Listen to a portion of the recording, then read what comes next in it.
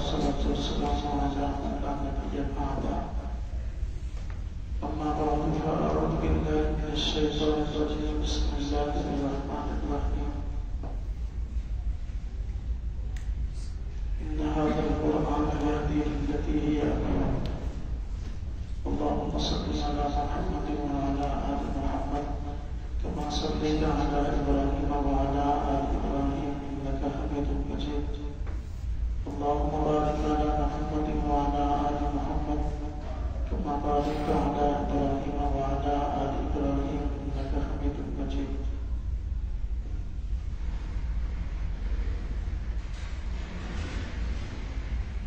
بیس روزہ دورہ تفسیر قرآن کریم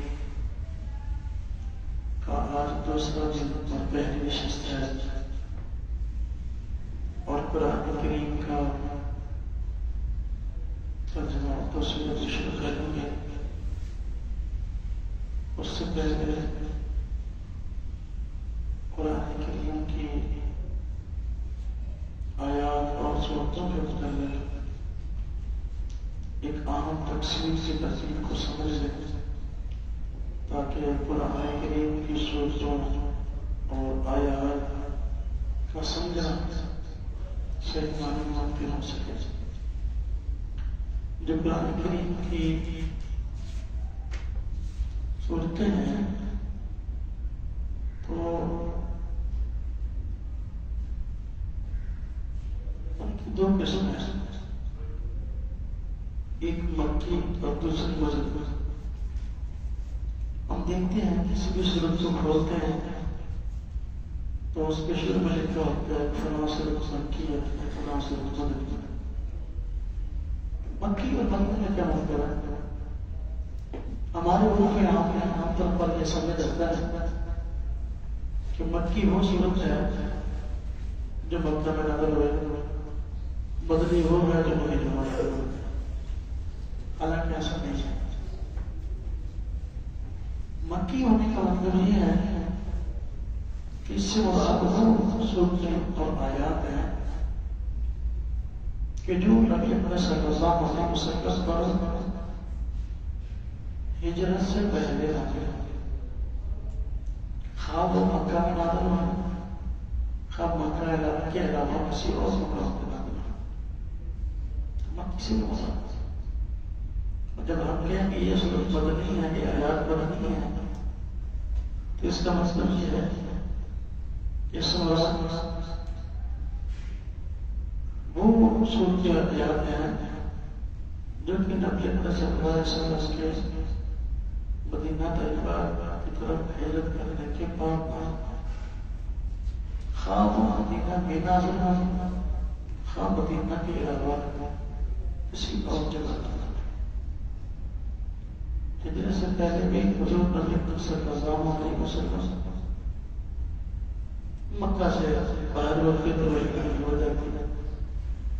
مدینہ شریف میں بھی ایسا تھا کہ آپ صلی اللہ علیہ وسلم سوکھا سفر پہ ہوتے مدینہ سے باہر وہاں بھی وہی ہو جاتی ہے۔ تو یہاں مکہ سے مراد یعنی مکی صورتوں سے مراد وہ صورتیں جو کہ ہجرت سے پہلے نازل ہوئی، اور مدنی سے مراد وہ صورتیں ہیں جو کہ ہجرت کے بعد نازل ہوئی۔ اور دوسری بات اس حوالے سے سمجھے کہ جن صورتوں کے متعلق آیا ہے یہ مکی ہیں اور یہ مدنی ہے، تو اس کا مطلب یہ نہیں ہے کہ ان صورتوں میں جتنی آیات ہیں وہ ساری ساری مکی ہیں، ساری ساری مدنی ایسا نہیں ہے۔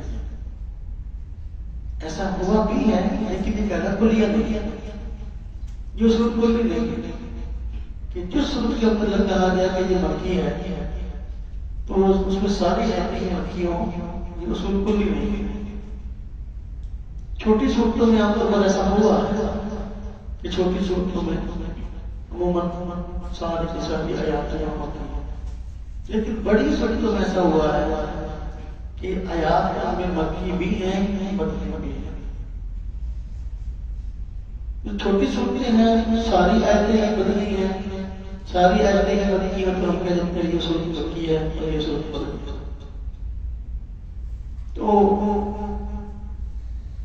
باقی لحاظ کرتے ہیں اکثریت کا کہ اکثر آیتیں جس سورت کی مکی ہیں اس کو مکی کہتے ہیں، اور جس کی اکثر آیات مدنی ہیں یعنی ہجرت کے بعد تو ان کو مدنی کہتے ہیں۔ اور اس وجہ سے اس چیز کہ ابتدائی آیات کا کیا لکھا گیا ہے، جس کی ابتدائی آیات مکی ہیں یعنی ہجرت سے پہلے اتری ہیں تو ان کو کہتے ہیں کہ یہ سب مسلم، اور جس کی ابتدائی آیات مدنی ہیں تو اس کا خیال رکھتے ہوئے کہہ دیتے ہیں کہ یہ سورت یعنی مکی اور مدنی ہونے میں یہ تین چھوٹے رہنے والا ہے۔ پہلی کہ ساری آیات مکی یا مدنی ہیں، اس وجہ سے اس کو مکی یا مدنی بنا۔ دوسری صورت کہ اکثر آیات مکی یا مدنی ہیں، تو اکثریت سے اعتبار کرتے ہوئے کہا گیا کہ یہ صورت مکی ہے یا یہ صورت مدنی ہے۔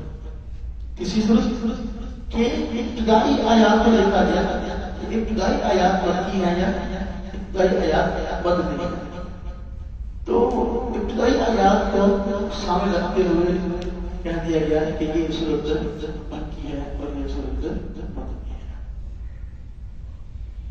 اب سوال ہے کہ جن صورتوں کو ہم کہتے ہیں کہ یہ مکی ہے اور یہ صورت مدنی ہے، مکی اور مدنی ہونے کا تعین کس نے کیا؟ کس نے کہا کہ یہ مکی ہے، کس نے کہا کہ یہ مدنی ہے؟ عموماً اسی کی صورت سے مکی یا مدنی ہونے کا جو اعتبار کیا گیا وہ صحابہ کرام کی رہنمائی بنائے۔ صحابہ کرام کی نظارت تھی کہ یہ صورت مکی ہے اور یہ صورت مدنی ہے، یہ صورت کی اتنی آیات مکی ہے اور اتنی آیات مدنی ہے۔ صحابہ کرام نے کیوں نہیں؟ وضاحت اس لیے کہ صحابہ کرام قرآن کریم کی اول مخاطب تھے اور محمد کے پاک صلی اللہ علیہ وسلم سے انہوں نے براہ راست قرآن کریم کو سیکھا ہے، تو وہ نزول کی تاریخ کو باقی سب سے زیادہ بہتر جانتے تھے اور وہ سارے کے سارے حالات سے واقف ہے جن حالات میں قرآن کریم کی آیات اور سنتے ہوتے ہیں، اس لیے ان کے پاس معلومات اس کے ساتھ وافر تھی، انہیں کی بات کو سمجھا جائے۔ تو صحابہ کرام نے وضاحت کی ہے کہ یہ صورت مکی ہے اور یہ صورت مدنی ہے۔ اگلی بات کہ ہمیں اس بات کی جاننے کی ضرورت کیا ہے کہ یہ صورت مکی ہے اور یہ صورت مدنی ہے؟ ضرورت کیا ہے؟ قرآن کریم کو سمجھنے کے لیے اور اس کے علوم و احکام اور تفصیلات کو سمجھنے کے لیے نزول قرآن اور اس کی تاریخ کو بہت بڑی اہمیت ہے۔ جب تک اس چیز کا علم حاصل نہیں ہوگا تو وہاں کو قرآن کریم کے احکام کو اور اس کی تفصیل کو ہم سمجھ نہیں سکتے۔ اس لیے آپ کو پتہ ہے کہ حضور نبی پاک صلی اللہ علیہ وسلم جب مکہ مکرمہ تھے تو مخاطب کفار مکہ تھے، مقابلہ ان سے کرتے۔ جب مدینہ تشریف لائے تو اس وقت مقابلہ یہود و نصارہ کا یا منافقین کا گروہ ان سے کرتے۔ اب اگر پرانی آیات کی نزول کی تاریخ کا پتہ ہوتا تو اس بات کو سمجھنے میں آسانی ہو جائے گی یہ آیتیں کس کے مخاطب کون کفار مکہ ہیں یا یہودی ہیں یا عیسائی ہیں یا منافقین ہیں۔ اب نزول کی تاریخ کا پتہ ہوگا کس بات کو سمجھ۔ اسی طرح ناصر اور منصوب کا علم ہے، یہ بھی تبھی ہوگا جب تاریخ کا علم ہو کہ بھئی یہ صورت کب نازل ہوئی اور یہ کب نازل ہوئی۔ اگر عہد کا تعجب نہیں ہے تو پھر بھی پرانی آیات کو اور اس کے بعد سے منصوب کو سمجھنا مشکل ہوگا۔ اور تقریباً اس کی علامہ رائد رسول رحمۃ اللہ علیہ نے کتاب میں لکھا ہے کہ کوئی 25 سے قریب صورتیں لگتے ہیں، تو اگر ہم اس پس منظر کو اور خصوصیات کو سمجھیں جو کہ نزول کی تاریخ کے متعلق ہے تو پھر قرآن پاک کے ترجمے کو اور تفسیر کو سمجھنا آسان ہے۔ اس طرح کے میں نے عرض کیا ہجرت سے پہلے اور حدیث ہوتے ہیں، ہجرت کے بعد اس کا کیا، پھر اس کے ساتھ دن اور رات کا خیال، فلاں آیات نہاری ہے اور فلاں آیات پہلی ہے، یعنی یہ آیتیں اور یہ سورتیں دن کو نازل ہوئی، یہ آیتیں یہ سورتیں رات کو نازل ہوئی، اور یہ آیتیں یہ سورتیں سفر کی حالت میں نازل ہوئی، اور یہ آیتیں یہ سورتیں اقامت کی حالت میں نازل ہوئی جب آپ سفر میں نہیں تھے، اور فلاں آیتیں وہ فلاں تحقیق متعلق ہے، فلاں آیات متعلق ہے۔ یہ ساری چیزیں نزول سے تعلق رکھتی ہیں۔ اسباب نزول کا اگر ہمیں علم ہوگا تو پھر قرآن کریم کی آیات کو اور اس کے پس منظر کو سمجھنا آسان ہو جائے گا۔ اس وجہ سے میں نے کہا کہ اس بات کا جانا ضروری ہے کہ قرآن کریم کی کون سی آیات کب اور اس پس منظر سے نازل ہوئی ہے۔ چونکہ میں نے ایسا کیا اس بات کا معلوم ہونا ضروری ہے قرآن کریم کی کون سی آیات مکی اور کون سی آیات مدنی ہے، تو اب ہمیں یہ بات بھی معلوم ہوتی ہوئی ایک سورت کے اندر بھی آیات میں ہم بھی فرق کیا، کچھ مکی کچھ مدنی۔ اب ہمیں کیسے معلوم ہو کہ یہ آیات مکی ہے اور یہ آیات مدنی ہے؟ اس کی شناخت کے جو اصول ہیں کہ جب ایک سورت کے اندر بسا ہوتا وہ طرح آیات ہیں تو شناخت کے اصول کیا ہے، کیسے پتا چلے کہ یہ آیت مکی ہے اور یہ آیت مدنی ہے؟ اس میں کچھ اصول جو ہے وہ مفسرین نے وضع کیا ہے۔ اس میں 10 اصول ہم کہہ سکتے ہیں، یعنی یہ شناخت کا اصول ہے کہ کون سی آیات مدنی ہے اور کون سی مکی ہے۔ اگر ان اصولوں کو دیکھ کے یہ تو پہچان کرنا آسان ہو جائے گی کہ فلاں سورت مکی ہے فلاں سورت مدنی ہے۔ مثلا جس سورت میں کلا کا لفظ استعمال ہوا، کلا اس کا مطلب ہرگز نہیں، کلا سوف تعلمون ثم کلا سوف تعلمون کلا بل ران علی قلوبہم ما کانوا یکسبون، کلا کا لفظ استعمال ہوا تو وہ سورت مکی، وہ سورت کیا ہے؟ نمبر 2 قرآن کریم کی جن آیات میں سجدہ ہے اس سجدے والی آیات مکی ہے۔ ہم دیکھتے ہیں کہ قرآن پاک کی تلاوت کے دوران سجدے والی آیت آتی ہے تو ہم سجدہ کرنا پڑتا ہے، تو جس صورت کے اندر سجدہ ہوگا ہم لوگ کیا ہوتی ہے مکی ہوتی ہے۔ تیسرا حضرت آدم علیہ السلام اور ابلیس کی اس واقعہ کا تذکرہ ہے۔ اللہ پاک نے آدم علیہ السلام کو پیدا کیا اور ابلیس کو اللہ سے اللہ کو سن نہیں کیا، جہاں جی واقعہ ہے سورہ بقرہ کے علاوہ، سورہ بقرہ میں بھی ہے پڑھے کے پہلے سورہ بقرہ کے علاوہ اور کہیں بھی یہ واقعہ موجود ہے اگر تو اس سورت کو مکی کہا جاتا ہے۔ آدم علیہ السلام اور ابلیس کا واقعہ جہاں موجود ہے سورہ بقرہ کے علاوہ وہ سورت مکی ہے۔ نمبر 4 چوتھا سورت شناخت کہ سورت مکی ہے کہ جہاد کے متعلق احکام جس سورت میں موجود ہے سمجھو مکی۔ کیوں؟ اس لیے کہ جہاد کا حکم مدینہ طیبہ میں نازل ہوا، مکہ مکرمہ میں نازل ہے۔ جہاد والی آیات جہاں آ جائیں تو سمجھیں کہ بھائی یہ بدل۔ اسی طرح نمبر 5 موضوع کہ جن آیات میں منافقین کا تذکرہ ہے، جن صورتوں میں منافقین کا تذکرہ سمجھے ضروری ہے، اس لیے کہ اسلامی تاریخ یہ بتاتی ہے کہ مکہ مکرمہ میں منافق تھا ہی نہیں۔ منافقت پیدا ہوئی ہے مدینہ طیبہ میں۔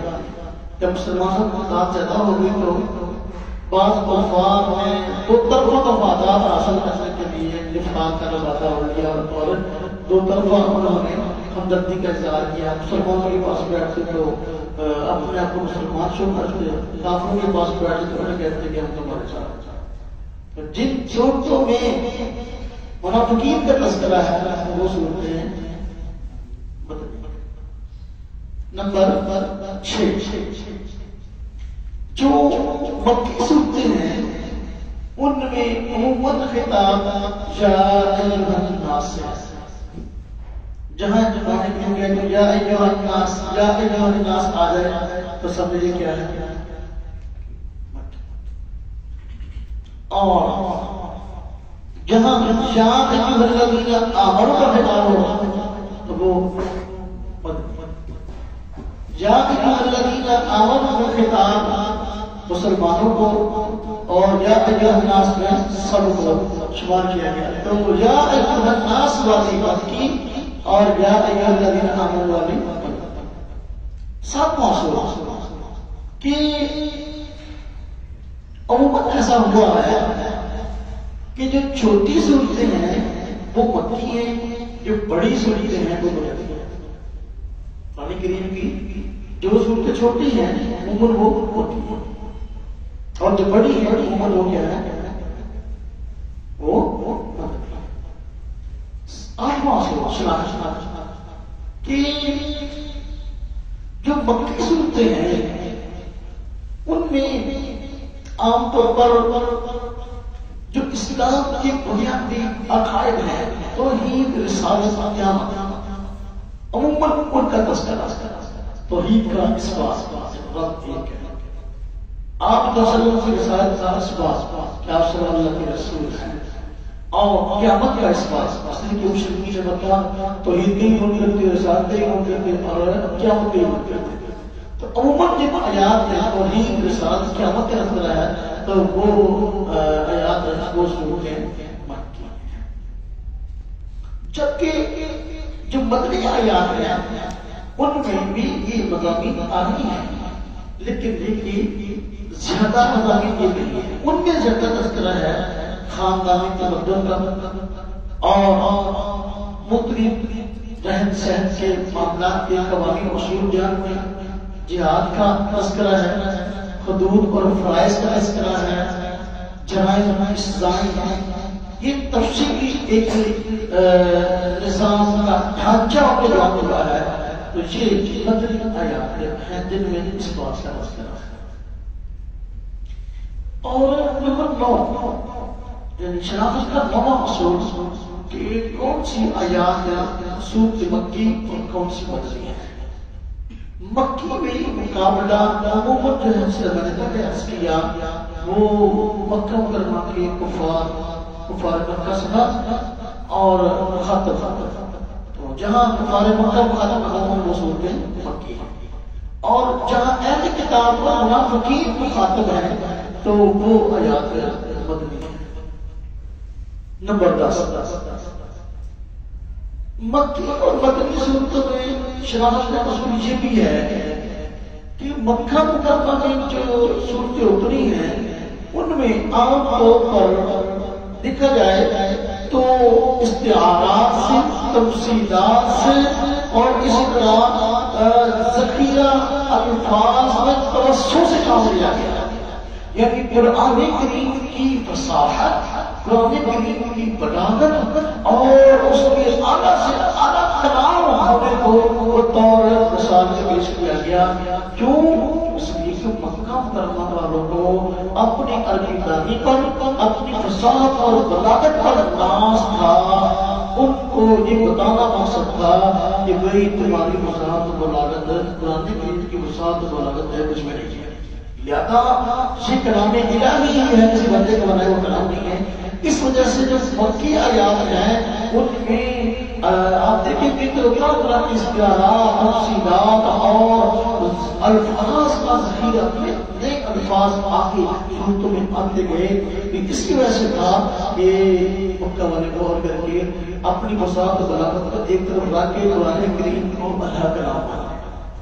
لیکن بنسبت اپنا مدنی آیات کے وہاں قدرے ثابت کیا، یعنی فساد برات تو بھی ہے، فساد برات سے خالی نہیں ہے، اس طرح تماشا خالی نہیں ہے، لیکن قدر یہ کام ہے، ان میں زیادہ اصول سازی، قانون سازی، شریعت اور تمدن اور یہ چیزیں جو ہے جس کی طرف زیادہ اللہ تبارک و تعالیٰ نے بندوں کو متوجہ کیا ہے، اور قدرے تفصیلات اور استعارات اور یہ جو الفاظ کا نئے الفاظ کا معاملہ ہے اس میں قدر نہیں کرنا ہے۔ تو یہ 10 اصول ایسے ہیں جن کو سامنے رکھ کر مومن ہم معلوم کر سکتے ہیں کہ یہ صورت سے مکی اور یہ صورت سے مدنی۔ خلاصہ یہ ہوا کہ قرآن کریم کے نزول کی تاریخ کا علم ہونا بہت زیادہ ضروری ہے، کہ قرآن کریم کی فلاں اور فلاں آیتیں کس مسودر میں اتری، تو عموماً لکھا ہوتا ہے شروع میں یہ مکی ہے اور یہ مدنی ہے۔ تو مکی سے مراد وہ جو حضور نبی پاک صلی اللہ علیہ وسلم ہجرت سے پہلے اتری، اور مدنی سے مراد وہ صورت ہے جو نبی پاک صلی اللہ علیہ وسلم پر ہجرت کے بعد۔ اب ہم شروع کرتے ہیں قرآن کریم کا ترجمہ اور تفسیر، یہ کچھ باتیں وقت کی طرف ہوگی، اسی طرح وقت فروغت انشاءاللہ ہم مبادیات تفسیر کے اندر باتیں انشاءاللہ کرتے رہیں گے۔ رات بھی کچھ دائی باتیں قرآن کریم سے متعلق عرض کی تھی، ابھی بھی ہوگی، اس طرح وقت کچھ باتیں ہوتی رہیں گی، اور قرآن کریم کا ترجمہ اور تفسیر ساتھ ساتھ چلتا رہے گا۔ قرآن کریم کی ترتیب کے اعتبار سے پہلی سورت سورہ فاتحہ ہے۔ الفتح کا معنی ہوتا ہے کھولنا، الفتح کا معنی کھولنا، سب نہ بولے جاتے ہیں فاتحہ یا تو فاتحہ کھولنے والی، ہم قرآن کھولتے تو سب سے پہلے سامنے آتے ہیں۔ تو اس نے قرآن کریم کے سارے جتنے بھی مضامین تھے ان کو یہاں سمو دیا اور لوگوں کے سامنے کھول رکھ دیا فاتحہ۔ قرآن کریم کی جو صورت ہے اس کے اور بھی کئی نام ہیں، متعدد نام ہیں، اس کو بھی کہا جاتا ہے، ام القرآن۔ تو ام القرآن کا معنی قرآن کی ماں، قرآن کریم کی کا اصل قرآن کریم کا خلاصہ، پورے قرآن کریم میں اللہ رب العزت نے جو چیزیں بیان کی، عقائد، نظریات، مسائل، ان سب کا خلاصہ یہاں قرآن کریم میں اپنا پہلی سورۃ فاتحہ میں کر دیا، اس میں ام القرآن رکھی ہے۔ جو سورۃ فاتحہ ہے، سورۃ فاتحہ ترتیب کے اعتبار سے پہلی سورت ہے۔ دیکھیے ذرا اس کا ترجمہ دیکھتے ہیں، پھر ہم اس کا جو مسائل ہیں وہ خلاصہ کا ذکر کریں گے۔ بسم اللہ الرحمن الرحیم۔ قرآن کریم کے ارشاد ہے، جب قرآن کریم کے تلاوت شروع ہو جائے اعوذ باللہ پڑھے، اذا قرأت القرآن فاستعذ باللہ من الشیطان الرجیم، کہ جب آپ قرآن پاک کی تلاوت کرنے لگے تو پہلے شیطان مردود سے پناہ چاہنی چاہیے، اس لیے کہ قرآن کریم کی تلاوت ایک عظیم کام ہے اور ہدایت کا ذریعہ ہے۔ قرآن کریم جب بندہ قرآن کریم کھولتا ہے تو انسان کو ہدایت ملتی ہے، اور شیطان بندے کا دشمن اور ہدایت سے روکتا ہے۔ اس لیے پہلے ذرا اس کا علاج کرنا چاہیے، اعوذ باللہ من الشیطان الرجیم پڑھ کے، اعوذ باللہ من الشیطان الرجیم، بسم اللہ الرحمن الرحیم۔ بسم اللہ الرحمن الرحیم جو ہے، میں نے کل عرض کیا تھا قرآن کریم کی یہ ایک سورت ہے، اور مستقل صورت ہے، اور ہر کے شروع میں اس کے پیچھے یہی ہے کہ دو صورتوں کے درمیان فرق کرنا آسان ہو جائے۔ حضرت جبریل امین جب بھی نئی صورت لے کے آتے ہیں تو اس کو شروع میں بسم اللہ الرحمن الرحیم جو ہے وہ سناتے ہیں، اس لیے ہر صورت کے شروع میں بسم اللہ لکھیے۔ سوال ہے کہ بسم اللہ الرحمن الرحیم یہ شروع میں کیوں ہے؟ تو قرآن کریم کے شروع میں حضور نبی پاک صلی اللہ علیہ وسلم کا فرمان ہے کہ ہر جو بھی اچھا کام ہے تو بسم اللہ شروع ہونا چاہیے۔ کل امر ذی بال، وہ ہر اچھا کام وہ بسم اللہ شروع ہونا چاہیے۔ قرآن کریم کی تلاوت سے اور اچھا کام کر سکتا ہے بسم اللہ الرحمن الرحیم۔ کیوں ہے کفار مکہ جو کام بھی کرتے تھے تو وہ غیر اللہ کے نام سے شروع کرتے تھے، بتوں کی پجاری تھے تو کوئی کام شروع کرتے تھے فلاں بت کے نام سے یہ کام کرتا ہوں، فلاں لات کے نام سے، عزا کے نام سے، نائلہ کے نام سے، بتوں کے نام سے، فلاں بت کے نام سے میں یہ کام شروع کرتا ہوں۔ مشرک کے وقت جو کام شروع کرتے تو تبرک حاصل کرنے کے لیے کسی نہ کسی بت کے نام پہ حاصل کرتے تھے، کسی نہ کسی بت کے نام پہ حاصل کرتے جو کام شروع کرتے اس تبرک حاصل کرنے کے لیے اس میں کسی بت کا نام لیتے تھے۔ اس لیے بسم اللہ الرحمن الرحیم سے مسلمانوں کو حکم دیا گیا کہ تم جو کام شروع کرو وہ بسم اللہ کے نام سے، بسم اللہ سے شروع کرو۔ تو بسم اللہ سے شروع کرنے یہ وجہ ہے، تو شروع میں بسم اللہ الرحمن الرحیم۔ اس کا ذکر کرتے ہیں کہ شروع اللہ کے نام سے جو بےحد مہربان ہے کرنے والا، اللہ کے نام سے شروع کرتا ہے جو بےحد مہربان اور رحم کرنے والا ہے۔ یہ سب کا نام ہوتا ہے رحمان، یہ اللہ تبارک و تعالیٰ کی صفت ہے اور اس سے مبارک حاصل ہے، بہت زیادہ رحم کرنے والا ہے۔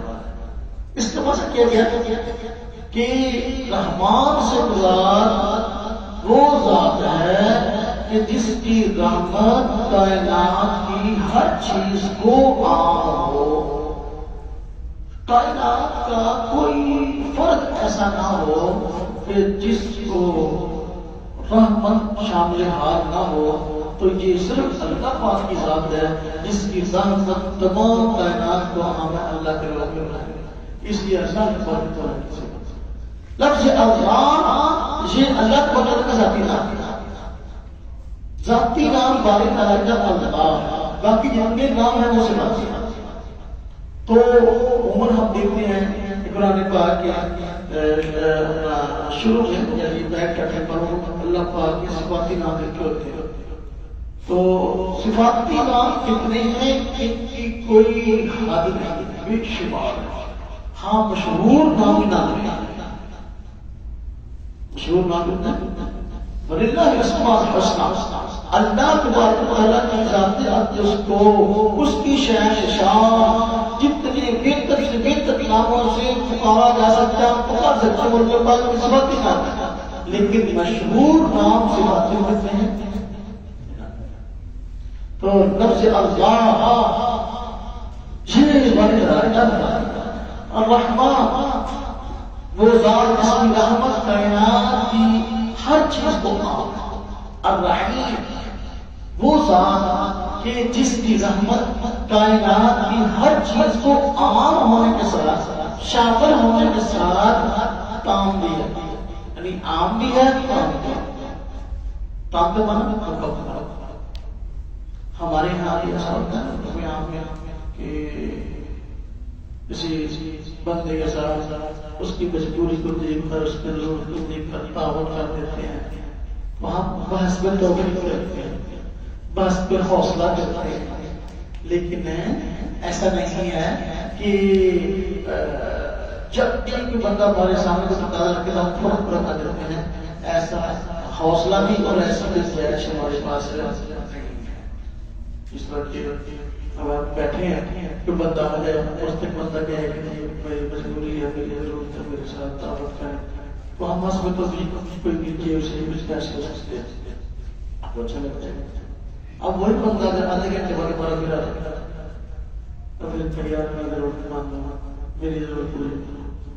اب آپ دیکھیں عمر نہیں دیکھیں چلتا ہے پھر آگے رب تعالیٰ کی ذات ایسا ہے. رب تعالیٰ کی ذات ایک مرتبہ نہیں دو مرتبہ نہیں 100 مرتبہ نہیں لاکھ نہیں ہر مرتبہ تمہاری کی بات سنتی اور غصے نہیں ہوتے ناراض نہیں ہوتے جی میں نہیں کرتا کہ رحمت عام بھی ہے مکمل رحمت بھی ہے. اللہ پاک کی کامل مکمل رحمت ہمارا خوش ہے. تو بسم اللہ الرحمن الرحیم جی سورہ فاتحہ کے شروع چونکہ قرآن کریم کی یہ مستقل آیت ہے اس لیے ترتیب کے اعتبار سے پہلی سورہ فاتحہ تھی اسی کے اثر اس کو شمار کر لیا گیا. جبریل امین نے وہی دکھائی کہ سورہ فاتحہ جس میں شروع بسم اللہ الرحمن الرحیم تھی اس بھی ہم شمار کر لیا گیا. یہ نہ کوئی ایسا ہے کہ یہ سورہ فاتحہ کا جو ہے لیکن یہاں سے بنایا گیا ہے اور سمجھا گیا ہے تو اس لیے کہ یہاں اس کو شمار کرنے کے پھر اگلے جو ہے مسلم تو اس کو شمار نہیں کرنا تو اور ہونا بھی چاہیے اس لیے کہ عموماً کہتے ہیں سورہ فاتحہ کے 7 آیات ہیں تو 7 تبھی بنے گی جب سورہ فاتحہ بسم اللہ الرحمن الرحیم کو شمار کریں. تو میں الحمدللہ رب العالمین ہر قسم کی ساری تعریفیں اللہ تبارک تعالیٰ کے لیے ہیں. رب العالمین جو سارے جہانوں کا پروردگار ہے. الرحمن الرحیم جو بے حد بے زبان رحمت کرنے والا ہے جس کی رحمت عام ہے کائنات کی ہر چیز اور جس کی رحمت تام ہے کامل مالک نہیں بدلے کے لیے تباہ ایاک نعبد و ایاک نستعین اے پروردگار ہم تیری ہی عبادت کرتے ہیں اور تجھ ہی سے مدد چاہتے ہیں. اہدنا الصراط المستقیم دکھا دیجیے ہم کو سیدھا راستہ. صراط الذین انعمت علیہم یعنی ان لوگوں کا راستہ جن پر آپ نے انعام فرمایا غیر المغضوب علیہم ولا الضالین نہ کہ ان لوگوں کا راستہ جن پر غضب نازل ہوا اور جو گمراہ ہو گئے. قرآن کریم کا ترجمہ آسان کیسے کرنا ہم کوشش کریں گے آسان سے آسان کریں. عموماً ایسا ہوتا ہے کہ درسگاہ میں ہم نے پڑھا ہوتا ہے ترکیب بھی ہوتا ہے جب عوام کے سامنے ہم درس قرآن دیتے ہیں تو پھر وہ ہمارے ترکیب ترجمے کو سمجھتے نہیں ہے اور ہم نے عام درس قرآن کیسے دینا ہے اس میں اس بات کی مشق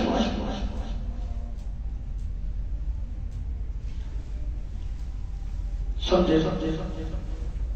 سورہ فاتحہ میں 7 آیات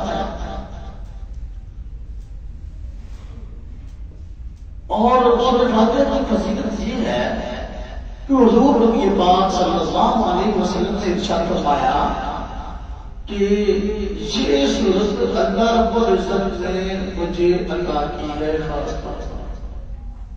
کسی نبی کو اس طرح کی جامع اس سے پہلے پتا نہیں کی.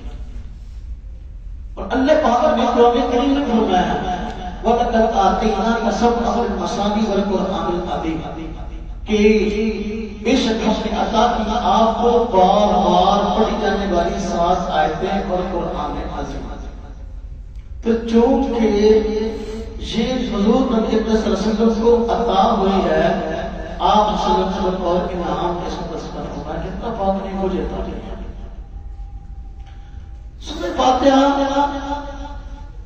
چند چیزیں اس کے بیان ہوئی ہیں خاص طور سے ان کو قرآن پورا قرآن کی ہے پورے قرآن کے لیے خلاصہ ہے پورے قرآن کریم میں عموماً کیا بیان ہوا ہے؟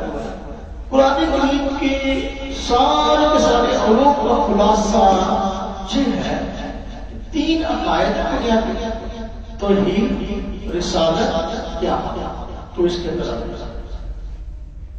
اور اسی طرح ماننے والے اور نہ ماننے والوں کا تذکرہ پورے قرآن کریم میں پڑا اور اللہ تعالیٰ نے یہاں قرآن کریم میں الحمدللہ رب العالمین الرحمن الرحیم مالک یوم الدین. ہاں جی اور الحمدللہ دعویٰ آگے سارے اس طریقے ہیں. الحمدللہ کا مطلب خالق سب کی ساری تعریفیں اللہ کے لیے. ابھی دعویٰ ہر دعوے کو تعریف کی ضرورت ہوتی ہے تو اللہ رب العزت نے آگے اس کے اندر ذکر رب العالمین یہ پہلی تعریف ہے. سارے طریقے اللہ پاک کی مانتے ہیں اس لیے کہ اللہ پاک سارے جہانوں کا رب ہے. جو سارے جہانوں کا رب ہو وہ سارے طریقوں کا مجھے کوئی اور نہیں ہو.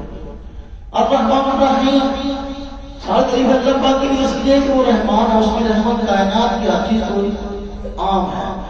تو کائنات کی ہر چیز کو رحمت کی شخصیت کی عام اور رب تعالیٰ کی آتا ہے اور کوئی ہے نہیں. اس لیے سارے طریقے بھی اللہ پاک کے لیے سارے طریقے اس لیے کہ وہ رحیم ہے. یہ بھی دلیل ہے.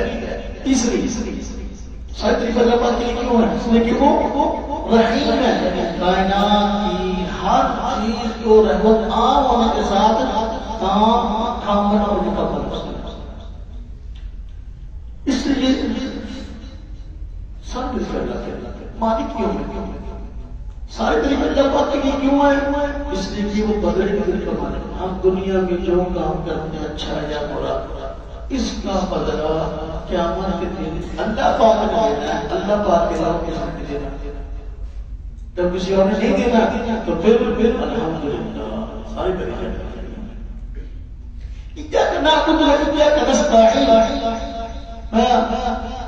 بھائی تعالیٰ تیری ہی بات کرتے ہیں اور تجھ سے ہی مدد چاہتے ہیں.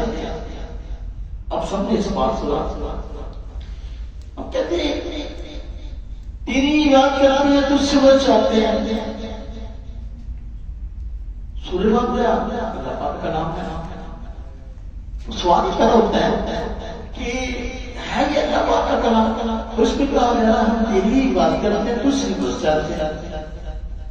تو کہ بندہ شاید غیر مسلم جو بات کو نہ سمجھتا ہو تو کہہ سکتا ہے جب ذکر نے قرآن پاک اللہ کا کلام ہے اللہ کہتے ہیں ایجا کرنا بولو ایجا کرنا تجھ سے تیری بات کرتے ہیں تجھ سے بچا تمہارا تجھ کی بات کی بات ایسی بات نہیں. پھر یہ کیا ہے کلام اللہ ذات سے باری تعالیٰ کی اوپر جواب دیا رحمان رحیم. اب ہم اللہ پاک کے بندے ہیں اللہ پاک کی مخلوق ہے. ہم نے اللہ تبارک و تعالیٰ کے سامنے آوازاری کرنی ہے. اللہ پاک سے اپنی حاجتوں اور ضرورتوں کو مانگنا ہے. اس کی تعریف کر کے اس سے مانگنا ہے. تو سوال تھا کہ ہم اللہ رب العزت سے کیسے مانگیں اس کی تعریف کیسے کریں. تو اللہ تبارک و تعالیٰ نے یہاں ایک انداز میں اپنے بندوں کو ان کی زبان میں یہ تعریف سکھائی ہے کہ جب تم میری تعریف کرنا چاہو تو ایک دن صراط مستقیم. اور جب تم مجھ سے مانگا کرو تو یوں مانگو ایک دن صراط مستقیم صراط الذین انعمت علیہم غیر المغضوب علیہم. تو یہ چیز ہے. تو ہے کلام اللہ کا کلام ہے. اور اللہ پاک نے اپنے بندوں کو رحم کرتے ہوئے شفقت فرماتے ہوئے بتایا کہ تم نے میرے سامنے دعا کر دیا مجھ سے مانگنا کیسے مانگنا. دیکھو نا مساوات کرتے ہیں کسی اپنے اور پھر آپ کو سمجھنا ہے کسی سے کوئی چیز ضرورت کی مانگنی ہوگی تو میرا حوصلہ نہیں جا گیا تے وہ کتنا گل ہے وہ بندہ مثلا قرآن پڑھتا بولتا نہیں تھا 10 کتنا ہے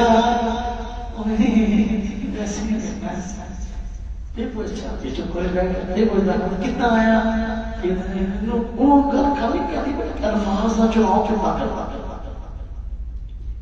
عام بندے کے سامنے چھوٹتے آ جائے کوئی ضرورت نہیں ہو تو کوئی چیز مانگنی ہوگی تو مطلب پریشان ہوتا ہے کہ الفاظ کا چناؤ کیسا کر سکتے گسائی نہ آئے تو اللہ بتاتا کہ ذات اتنی بڑی اس سے کیسے پانی یہ مسئلہ تھا، اس لیے ساری طرح رحم فرماتے ہوئے کرم فرماتے ہوئے بندوں کو بتلا دیا، سکھا دیا کہ تم نے اس میرے سامنے دعائیں کر دی ہیں کیسے کرنی ہے، یہ کرنا نتیجہ کا مسئلہ ہے۔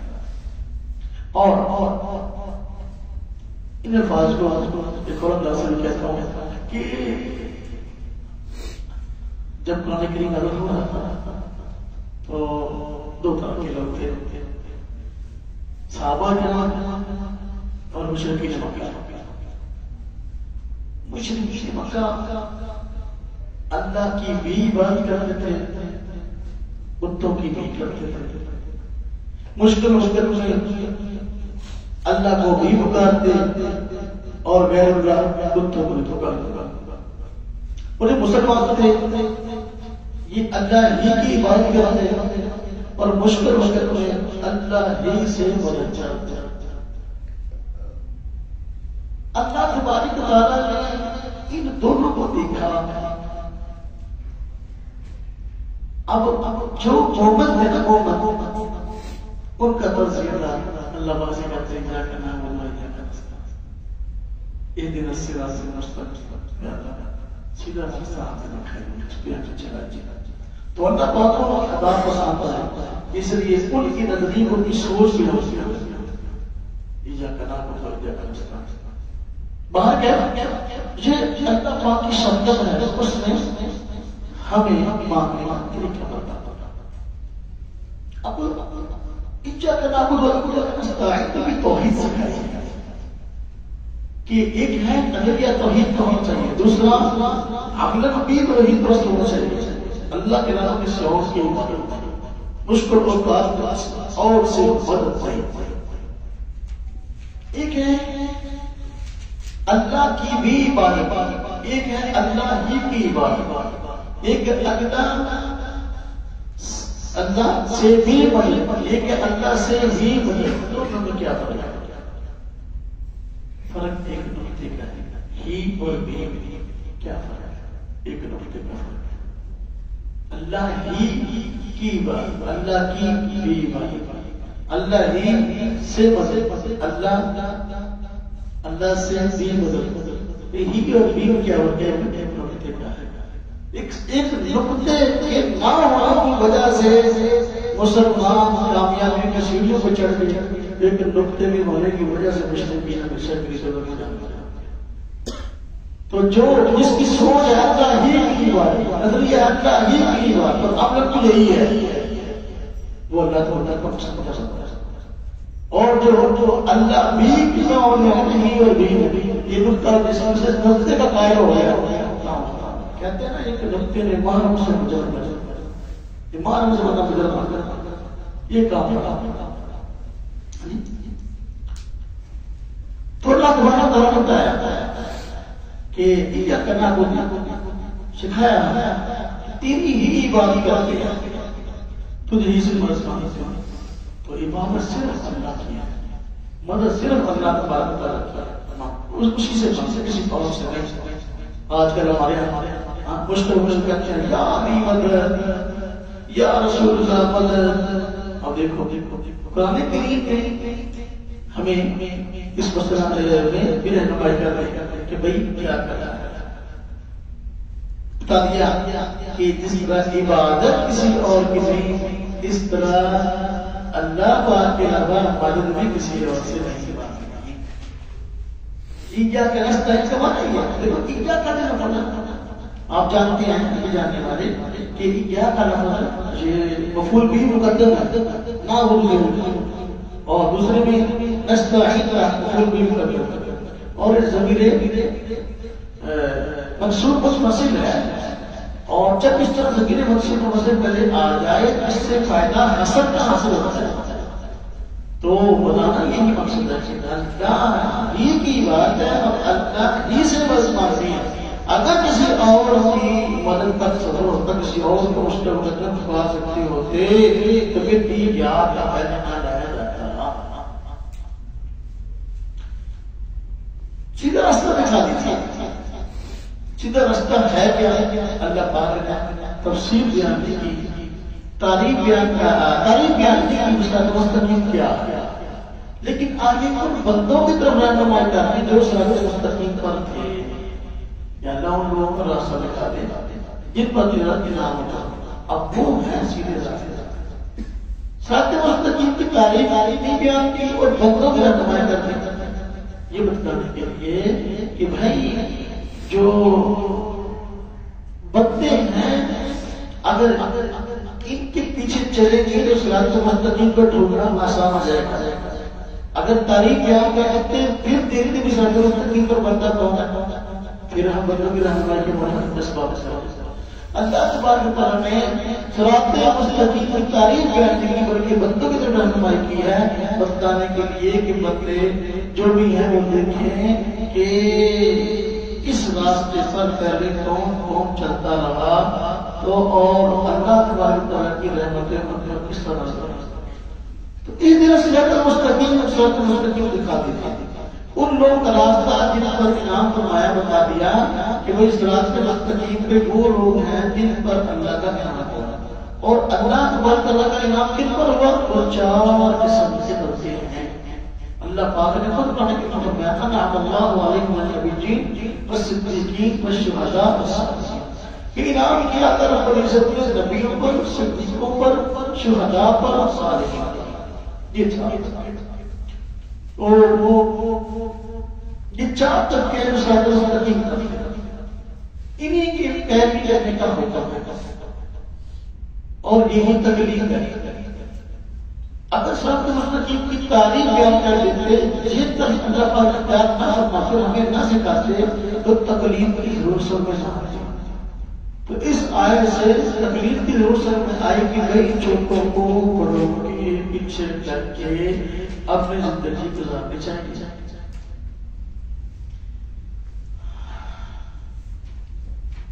اللہ پاک نے جہاں ان لوگوں کا تذکرہ کیا کہ جو صراط مستقیم پر تھے، صاف لوگوں کا تذکرہ بھی کر دیا کہ جو صراط مستقیم پر نہیں تھے، اور شکرانی کے لوگوں کی دعا کرتے رہتے ہیں یا اللہ ان کے پیچھے چلا جن پہ انعام ہوا صراط مستقیم پر تھے، یا اللہ ان کے پیچھے نہ چلا ان سے بچا جو صراط مستقیم پر نہ تھے۔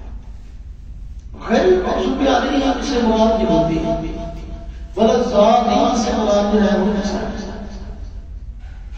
یہودیوں پر اللہ پاک کا غضب نازل ہوا اس لیے کہ انہوں نے مسلسل اللہ اور عزت کی نافرمانیاں کی، اس کے حکموں کو توڑا، اللہ پاک سے ہوئے معاہدے کو توڑا، اللہ رب العزت کا غضب ان پہ نازل ہوا، طرح طرح کے عذاب کا شکار ہوا۔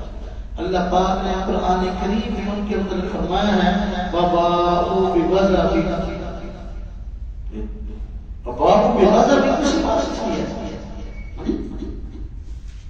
تو یہ سورہ بقرہ کی آیت نمبر 61 میں اس بات سے تو مغضوب علیہم کون سے کون یہ مسلسل اللہ پاک کی نافرمانی میں لگے ہیں، جتنے ان پر انعامات ہوئے اتنے زیادہ جو ہے اللہ کی باتیں میں نافرمانی کی، اس وجہ سے اللہ پاک کا ذکر ہوتا ہے۔ مگر ذات چیزیں راستے سے رکھتے ہیں یہود اور نصارہ کے خلاف کا شکار ہے۔ یہودی یہ گویا کہ جو پورا دین تھا اس میں کمی کر رہے ہیں اور عیسائی سے ایک اضافہ کر رہے ہیں، یہ ماننے کی کمی اور وہ ماننے کو زیادہ کمی ہے۔ اب یہودیوں نے انبیاء کی بہت بڑی تعداد جو ہے نبی نہ مانا اور ایک تعداد کو شہید نہیں کیا، تو یہ کیا ہے؟ اور تورات اس پر بھی انہوں نے بہت سارے احکامات پر عمل نہ کیے بلکہ ہیلے بہانے کیے۔ جی ہاں جی اور عیسائی ایک ادا بڑھا ہے۔ اب یہودیوں نے عیسیٰ علیہ السلام کو نبی مانا جبکہ عیسائیوں نے نبی سے آگے غلام، یہ افراد تفریق دونوں افراد تفریق کا شکار ہے۔ تو اللہ پاک نے ہمیں سکھا دیا اس دعا میں کہ ہمیں اللہ پاک سے مانگتے رہنا ہے کہ نہ ہم نے افراط کی طرف جانا ہے تفریط کی طرف، نہ کمی کی طرف نہ زیادتی کی طرف، بلکہ ہم نے پورے کے پورے دین کو صحیح معنی میں مسئلہ ہے۔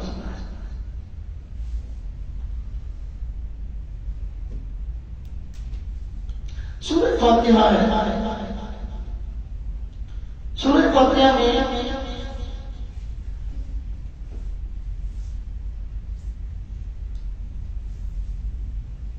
چونکہ عظیم صورت ہے، اللہ رب العزت چاہتے ہیں کہ رضامت کی بنیاد پر سورہ فاتحہ کا بندوں کے سامنے ذکر ہوتا ہے، بندے بار بار اس کو گزارتے ہیں۔ اس لیے اللہ رب العزت نے نماز میں اس سورت کو لاگو کر دیا، نماز میں اس سورت کو اب اور سورت پڑھنی ہے، اور کون سی پڑھنی ہے تعین نہیں ضروری، لیکن سورہ فاتحہ کا تہجد کی نماز کی ہر رکعت میں، نماز کی ہر رکعت میں۔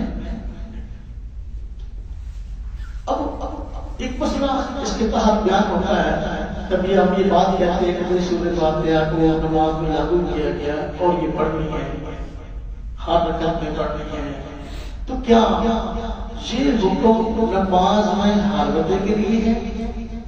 جو بندہ اکیلا نماز پڑھے گا تو وہ اکیلا ہے، اس کو پڑھنی پڑے، اور جو بندہ جماعت سے نماز پڑھ رہا ہے تو وہ بندہ چونکہ امام کے پیچھے اپنی نماز جو ہے وہ نکتے ہوئے اور اس کی ابتدا کی ہوئی ہے، اس لیے یہاں پر مسئلہ یہ بیان ہوا کہ شریعت میں کہ امام کے پیچھے ہم نے اس کو امام بنایا ہے، اس لیے وہ ہماری طرف سے بھی قرآن کریم کی تلاوت کرے گا، سورہ فاتحہ کی تلاوت کرے گا۔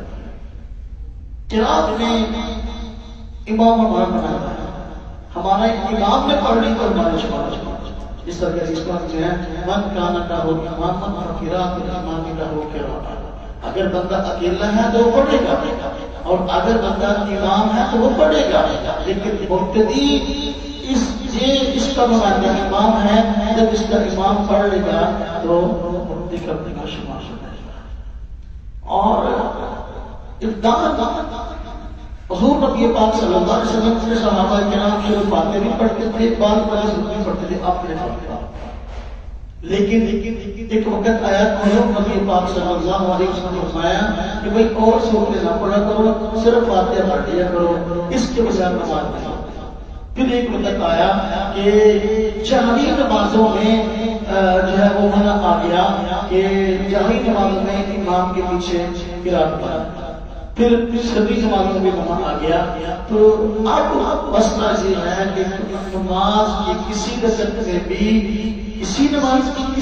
میں بھی امام کے پیچھے قرآن پاک نہ فاتحہ پڑھنے نہ کوئی اور، کیوں؟ اس لیے کہ اللہ تبارک نے منع کر دیا، اور فرمایا انما جو امام امام اس لیے بنایا ہے اس کی تاکید ہے۔ اب امام ہمارا بناتا ہے وہ ہماری طرف سے کرے، اور اس مسئلہ کی تائید قرآن کریم سے ہوتی ہے، اس طرح کے اللہ پر فرمایا اذا قرئ القرآن فاستمعوا له وانصتوا لعلكم ترحمون، کہ جب قرآن پڑھا جائے تو اس کی طرف کان لگاؤ اور سنو تاکہ تم پر رحم کیا جائے۔ اب قرآن کریم کی یہ آیت امام احمد رحمۃ اللہ علیہ فرماتے ہیں نماز کے بارے میں اور یہ صحابہ کرام کا اس بات سے بارے اجماع ہے۔ علامہ ابن تیمیہ رحمۃ اللہ علیہ نے خود اپنے جو فتاوی الرحم کے فتاوی میں اس بات کی وضاحت کی ہے۔ جب یہ آیت نماز کے بارے میں نازل ہوئی اور کہا گیا کہ جب قرآن پڑھا جائے تو چپ رہو، سوال ہے پڑھے گا امام، چپ کون رہے گی؟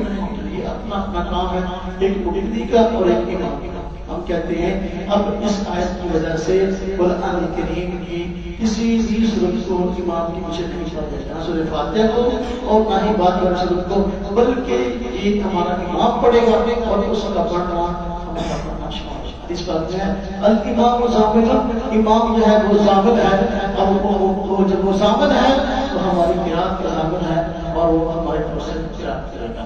مسلم شریف میں روایت ہے وَإِذَا قَرَأَ فَأَنصِتُوا، امام جب قرآن پڑھے تو چپ رہو، تو اس لیے چپ کرنے کا حکم ہے۔ اور اسی طرح جو ہے ہر زید رضی اللہ عنہ سے مسلم شریف میں روایت موجود ہے، انہوں نے فرمایا کہ ایمان کی کسی قسم کی صورت نہیں کرنی، تو ذکر احادیث میں اس کی تائید موجود ہے۔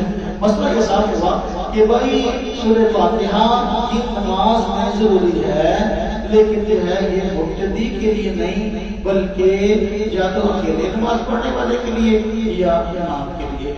جو حدیث ہوتی ہے نا اس کا معنی صحابی سے بڑھ کر کوئی جانتا ہے، تو صحابی جابر بن عبداللہ رضی اللہ عنہ یہ خود فرماتے ہیں کہ جو حدیث ہے بخاری شریف میں آئی کہ بھائی سورہ فاتحہ کے بغیر نماز نہیں ہوتی، تو بھائی وہ فرماتے ہیں کہ بھائی یہ جو حدیث ہے یہ اکیلے نماز پڑھنے والے کے بارے میں، کس کے بارے میں ہے؟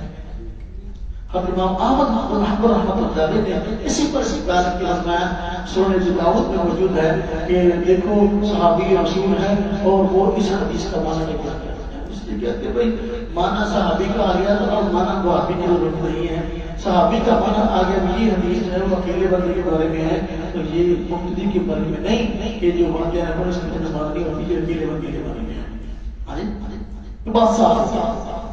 اسی طرح میں نے اس کے اندر سورہ فاتحہ کا نام جو ہے وہ سب ہم لوگ پسند ہے، بہت پڑھ جانے والی سات آیات اللہ پاک نے بتایا، تو وہاں تک آتے ہی تک سبق مساجدہ فرماتے ہیں کہ ہم نے یہ سات آیتیں بار بار پڑھ جانے والی آپ کو عطا کی ہے، تو اس سے یہ بات سمجھ آئی ہے کہ یہ سورہ فاتحہ حضور کو عطا ہوئی، حضور کو سنت کے علاوہ کسی کو عطا نہیں ہوئی۔ اب جو کہتے ہیں کہ امام کی مجھے باتیں نہ پڑھو اس کی نماز نہیں ہوتی، ہم کہتے ہیں معراج کی رات حضور نبی پاک صلی اللہ علیہ وسلم کے پیچھے سارے انبیاء کھڑے تھے اور انہوں نے آپ وسلم کے پیچھے نماز پڑھی ہے، تو آپ وسلم نے نماز پڑھائی ہے اور دوسرے انبیاء نے آپ کے پیچھے نماز پڑھی ہے۔ جب عطا سورہ فاتحہ حضور کو ہوئی، باقی نبی نہ انہوں نے پڑھی کیسے؟ تو پھر تمہارے نہیں کہ انبیاء کی نماز میں نہیں انہوں نے فاتحہ نہیں پڑھی، جب وہ فاتحہ ملی نہیں تو انہوں نے پڑھی کیسے؟ ہم کہتے ہیں اس لیے حضور نبی پاک صلی اللہ علیہ وسلم کی امام تھے، آپ نے پڑھ لی سب کچھ شمار ہو گئی۔ یہی مسئلہ یہاں ہے، جب اللہ پاک فرماتے ہیں کہ سورہ فاتحہ آپ کو عطا ہوئی ہے تو آپ نے پڑھی، آپ نے پڑھی، حضور نبی پاک صلی اللہ علیہ وسلم کی آخری نماز کا مذکرہ احادیث میں موجود ہے، سنن ابن ماجہ میں روایت موجود ہے کہ حضور نبی پاک صلی اللہ علیہ وسلم جب بہت سے بیمار تھے وہ صدیق رضی اللہ عنہ کو اپنا نائب بناتے نماز پڑھانے کے لیے اپنی نمازیں پڑھتے تھے۔ ایک نماز میں آپ کی صحت تکلیف ہوئی تو آپ صحابہ کرام کے سہارے مسجد تشریف لائے اور حضور صلی اللہ علیہ وسلم تشریف لائے اور صدیق رضی اللہ عنہ نماز پڑھا رہے تھے اور قرآن کریم کی قرات کر رہے تھے، اور جب آپ صلی اللہ علیہ وسلم میں آ گئے تو ابو بکر صدیق رضی اللہ عنہ نے امامت چھوڑی، آپ صلی اللہ علیہ وسلم نے امامت کرانا شروع کی۔ جب آپ نے نماز پڑھنا شروع کی تو جہاں سے ابو بکر صدیق رضی اللہ عنہ نے قرآن پاک کی قرات چھوڑ دی، وہاں سے حضور نبی پاک صلی اللہ علیہ وسلم نے قرات شروع کی۔ اب جو کہتے ہیں خاطر کا نماز میں حضور کو فاتحہ پڑھتے کیا بنیا یہ حضور کی آخری نماز۔ ہم کہتے ہیں اس لیے اس مسئلے میں کہ امام کے پیچھے فاتحہ پڑھنا امام کی نماز میں یہ پہلے مسئلہ تھا، لیکن جو ہے بعد میں منسوخ ہو گیا، اور ناسخ منسوخ کی پہچان اس لیے کہتے ہیں بہت زیادہ ضروری ہے، اور امام ابو حنیفہ رحمۃ اللہ علیہ ناسخ منسوخ کے امام تھے اور اس بات کو بہت اچھی طرح سمجھتے تھے، اس لیے انہوں نے رہنمائی فرمائی کہ مبتدی کے لیے کسی بھی نماز کی کسی بھی ساتھ میں امام کے پیچھے قرات نہیں کرنی۔ سورہ فاتحہ کے اینڈ پر آمین کہا جاتا ہے کہ آخر میں دعا ہے نا، اہدنا الصراط المستقیم صراط الذین انعمت علیہم غیر المغضوب علیہم ولا الضالین، آخر میں دعا ہے، تو دعا کے اینڈ پر آمین کہا جاتا ہے۔ تو آمین کا معنی کیا ہے؟ آمین کا معنی ہے دعا، آمین دعا ہے۔ بخاری شریف میں اپنا حضرت عطا سے مروی ہے، کہتے ہیں آمین الدعا، آمین دعا۔ اب یہ آمین اونچی آواز سے کہتے ہیں آہستہ آہستہ، اس کی وجہ سے کہ جو اہل کی حضرات ہیں وہ نماز کے اندر جماعت کی نماز میں وہ آمین اونچی آواز سے کہتے ہیں، بہت ذرا زور شور سے. تو ہم کہتے ہیں بھائی آمین ہے دعا ہے، اور دعا کے بارے میں قرآن کہتا ہے ادعوا ربکم تضرعا وخفیا. دعا کا رسول اللہ پاک نے کیا دیا، وہ کیا ادعوا ربکم تضرعا وخفیا، کہ اپنے رب سے دعا کرو عاجزی کے ساتھ اور آہستگی کے ساتھ. یہ دعا کے دو ہو، ایک عاجزی ہو دوسرا آہستہ ہو. آمین جب دعا ہے تو آمین قرآن کریم کی اس اصول کی وجہ سے آہستہ آہستہ.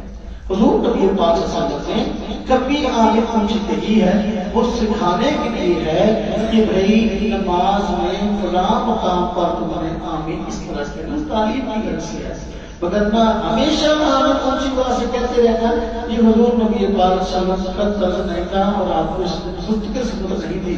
تعلیم کی طرف سے کیا اس طرح کی آپ نے کبھی زور کی نماز میں اثر کی نماز میں بھی ہونے پر آپ نے اونچی پڑھ لیا، حالانکہ زور اور اثر کی نماز میں سب لوگ قرآن پاک کی رات ایسا کہ بندہ اس حدیث کو لے لیتے ہیں حضور نے چونکہ زور کی نماز میں اونچی پڑھا جائے اونچی پڑھا چھوڑا. اب اس کو کیا سمجھایا؟ یہی سمجھایا کہ حضور صلی اللہ علیہ وسلم کا عام طریقہ یہ نہیں تھا. اسی طرح آمین کے اوپر آپ صلی اللہ علیہ وسلم کا عام طریقہ یہ نہیں تھا کہ آپ ہمیشہ آمین اونچی آواز سے کہتے ہو، آمین آہستہ آواز سے کہتے. اور اللہ رب العزت نے حضرت زکریا علیہ السلام کی تعریف اور قرآن کریم میں دعا کے آہستہ کرنے کی وجہ سے اس نادا ربہ نداء خفیا لفتحنا. دیکھو کہ حضرت زکریا علیہ السلام ہمارے بندے ہیں تو ان کا تذکرہ کیجیے. میں پکارا اس نادا ربہ، اس وقت کی ہم نے پکارا اپنے رب کو نداء خفیا آہستہ آہستہ آواز سے پکارنا اللہ پاک کو پسند ہے. تو جو آمین کی بلکہ صرف چاہ نہیں بلکہ آمین کو جو ہے نا بڑے درجے سے اور بڑے جوش و خروش سے کہا جاتا ہے، تو یہ نداء خفیا نہیں ہے، اس کے خلاف تعلیم کی غرض سے آپ سمجھنا چاہیے. اس کی بعض روایت میں 3 دن کا تذکرہ دیا، باہر سے کوئی قافلہ آتا مسافر تو آپ نیا مسلمان ہوتا ہے یا دین سیکھنے کے لیے آتا تو آپ نماز سکھانے کی طرف سے بعض ایسے کام جو آہستہ کرنے کے آپ اونچی کرتے کرتے تاکہ ہم یہ پتہ چلتا ہے کہ آپ نماز میں اس طرح معاملات کرتے ہیں. جس طرح ہمارے یہاں مولانا صاحب مسجدوں میں صبح صبح بچے نظر پڑھنے کے لیے آتے ہیں تو قاری صاحب کہتے ہیں بچوں جمع کر کے چل بھائی تو نماز کہلوا. اب وہ نماز کہلواتا ہے سبحانک اللہم، سب کچھ کہتے ہیں سبحانک اللہم، اب وہ کہلوا رہا ہے. یہ کیا ہے کہ تعلیم یا قاری صاحب ایسے کرواتے ہیں، کہتے ہیں آج سارے بچے اکٹھے جاؤ نماز کا سکھاؤ کو، بچوں کو پیچھے لائنوں میں کھڑا کر دیتے ہیں. ایک بچے کو آج کہتے ہیں چل میری طرف نماز پڑھا، اب وہ نماز پڑھاتے ہیں، اب اس میں ساری پڑھتے اونچی پڑھتا ہے، سبحان اللہ کی اونچی پڑھتا ہے، اس میں بسم اللہ کی اونچی پڑھتا ہے. یہ کیا ہے؟ یہ سکھانا. اسی طرح آپ نے اگر یہ سکھانے کے لیے وگرنہ حضور نبی پاک صلی اللہ علیہ وسلم کی پیچھے آمین اونچی آواز سے ہمیشہ نہ صحابہ کہتے تھے نہ آپ صلی اللہ علیہ وسلم کا. آپ صلی اللہ علیہ وسلم جو رہتے ہیں وقت چاہنا بھی آپ صلی اللہ علیہ وسلم اپنی آواز کو اونچا کیا. اب یہ ہے کہ آپ کی آواز اونچی کرتے تھے نہ یہ تذکرہ ہے کہ صحابہ آپ کے پیچھے آمین اونچی آواز کہتے تھے. مسئلہ یہاں امام کی آمین کرنی ہے، مبتدی کی آمین کا ہے. مبتدی کا مسیح شعور مبتدی آمین نہ ہوتا، امام کی آمین نہیں ہوتا ہے. لہذا مسئلہ تو کسی حدیث میں یہ نہیں ہے، صحیح حدیث ہو اور حضور نہیں کہہ سکتا کہ پیچھے تذکرہ ہو کہ صحابہ کرام ہمیشہ ہمیں اونچی آواز سے کہتے ہیں، ایسا مسئلہ نہیں. تو آپ ان کے لیے کچھ مسئلے کمپنی کی مشہوری کے لیے جو ہے وہ کہنے کے رکھے ہوئے ہیں تاکہ دوسرے لوگ بھی اپنے فرق کی مشہوری کریں. تو یہ امام کی جو باتیں پڑھنا اور اسی طرح سے ہے آمین اونچی آواز سے کہنا یہ وہ فرقہ اہل حدیث کا جو ہے ماٹو ہے، تو کمپنی کی مشہوری کے لیے ہے، اس سے پریشان ہونے کی ضرورت نہیں ہے.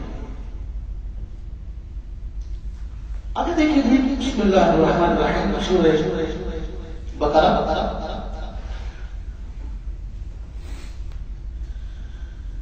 یہاں سمجھیں کہ جو پارہ اول ہے، پارہ اول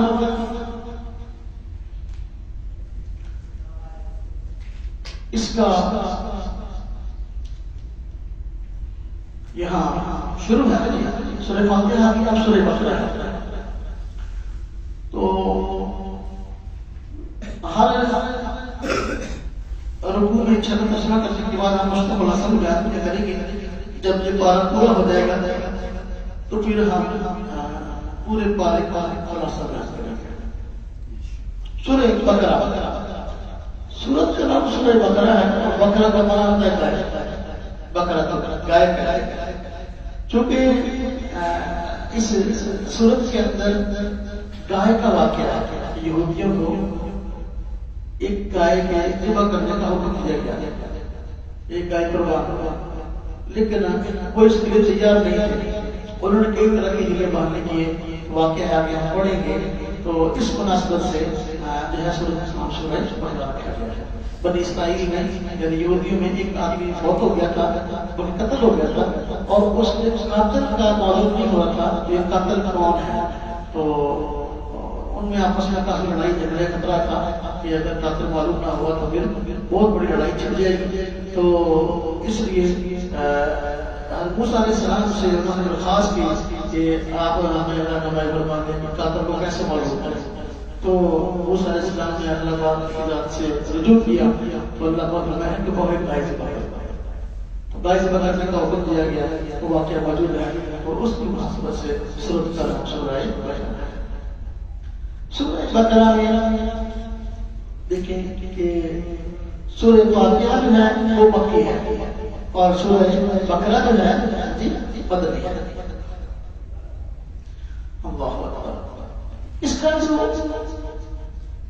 پہلا رکوع ہے دیکھیں ذرا کتنا سا بات سمجھ کرتے ہیں. الف لام میم، یہ لفظ حروف مقطعات میں سے ہے. حروف مقطعات، حروف مقطعات ہمارا ہوتے ہیں وہ حروف کہ جن کو کاٹ کے پڑھنا یعنی تھوڑا ایک مقدار میں پڑھیں گے، پھر سلسل سے توڑیں، پھر پڑھیں گے، پھر توڑیں گے. یہ مقطعات اس طرح ہے. الف لام میم پڑھتے ہیں اس طرح لفظ یہ نہیں ہے. اس کو پڑھتے ہیں الف اب توڑ دی لا میم یوں. یہ ہم کاٹ کاٹ کے پڑھتے ہیں، اس لیے حروف مقطعات کہتے ہیں. یہ حروف مقطعات سورۃ المشروع میں اللہ رب العزت نے نازل کیے ہیں. کیوں نازل کیے ہیں؟ تو رب تعالیٰ کی ہر معاملے میں کچھ نہ کچھ حکمت ضرور ہے. مشرکین مکہ کہتے تھے کہ ہم بڑے بزرگ بلی ہیں، ہم سے زیادہ عربی کسی کو نہیں آتی. اور قرآن کریم کے متعلق کہتے تھے کہ یہ اللہ پاک کا نازل کیا وہ کلام نہیں ہے. بزرگ نبی پاک خود اس کو کھاڑ لیتے ہیں اور پھر پڑھ لیتے ہیں کہ مجھ پہ میں نازل کیا. تو اللہ رب العزت نے مشرکین مکہ کو لاجواب کرنے کے لیے، ذلیل رکھنے کے لیے یہ حروف مقطعات نازل کیے ہیں. اگر تم کہتے ہو ہم بڑے عربی کے ماہر ہیں، بڑا میں عربی آتی ہے، ہم سے بڑا وہ عربی کام نہیں ہے، تو پھر بتاؤ الف لام میم کا معنی کیا ہے؟ الف لام را اس کا معنی کیا ہے؟ طا اس کا معنی کیا ہے؟ الف لام میم را اس کا معنی کیا ہے؟ کاف ہا یا عین صاد اس کا معنی کیا ہے؟ اور کفار نے کہا مکہ والوں نے اس طرح کی طریقہ حاصل کی نہیں. کیا کرتا ہے پریشان جواب دیتے ہیں. اللہ پاک نے دو اعتبار سے مشرکین مکہ کو چیلنج کیا کہ اگر کہتے کسی انسان کا کلام ہے تو پھر آج کرو بتاؤ. ایک تو یہ حروف ہے ان کا معنی نہیں بتا سکتے.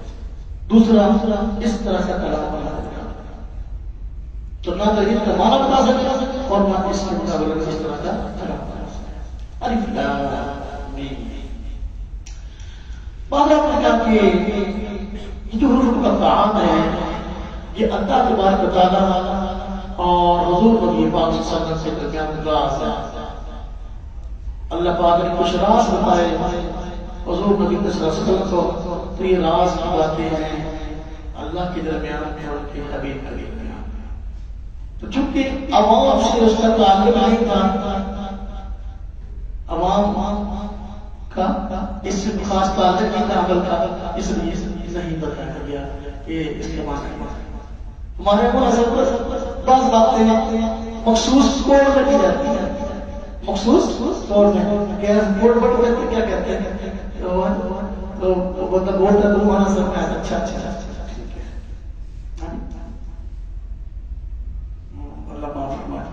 پھر دوست بتا رہا تھا کہ یہاں جو ہے بڑا کے پیر صاحب ہیں تو لوگ ان سے کہ جو اباس نمبر لینے کے لیے آتے ہیں، نمبر لینے کے لیے تو اب جب ان کے پاس آتے ہیں نمبر لینے کے لیے تو نمبر جو ہے تو اپنا صراحت نہیں بتاتے بلکہ الٹا جو ہے یا تو گالیاں نکالنا شروع کر دیتے ہیں یا ہاتھوں میں اشارے کرتے ہیں، تو گالیوں میں پھر جو ہے نا وہ دیکھتے ہوئے پیر صاحب نے گالی کتنی دی ہے، 10 گالیاں دی ہیں تو 10 نمبر جو ہے یہ نمبر نہیں پکڑی ہے، 15 گالیاں دی ہیں 15 نمبر رہے گا، یہ کوڈ سمجھے تو کیا اب تو اللہ کی ذات کے دست تو اس باللہ کی ذالک اللہ پاک کا کلام تو ظاہر بات ہے کہ اپنی شان شان خانہ ہے اور اس میں کیا کہے پڑھنے ہم کیا جان سکتا ہے، تو